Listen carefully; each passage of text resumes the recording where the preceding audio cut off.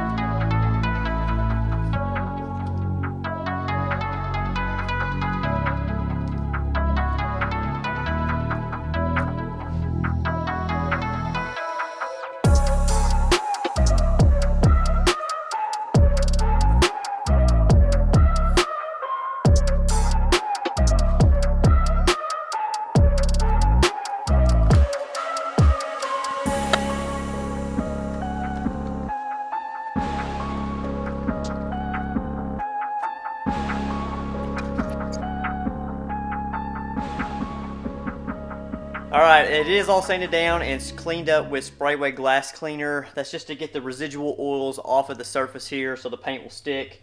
I did get it all masked up and use a razor blade to cut out some of these areas here. That way those surfaces will still be machined, finish, and seal correctly. This thing is ready for paint, so I'm going to get this thing set up outside and get it sprayed in. One trick that I have learned over the years and several times of doing this is if it's super hot outside and this valve cover is really hot, you really have to work fast with the layers of paint on there because you want to lay it down thick, and the paint really doesn't need to dry between coats because it will not wrinkle properly. It is like 32 degrees outside, so it's super cold. The valve cover is room temperature, which is like 70 degrees, which that'll be fine because it's not going to dry super fast outside. But if it is super hot, I would wait till it is cooler out because you really don't want any drying to occur other than it just splashing off between coats. You'll see that it remains shiny and wet through all three coats that I'm going to do on this thing. One horizontal, one vertical, and then one diagonally. And then after that, everything should be good to go, and I will pull out the heat gun and we will heat this thing up, and I'll show you the wrinkles that form with that VHT Wrinkle Plus paint. So let's get this thing outside.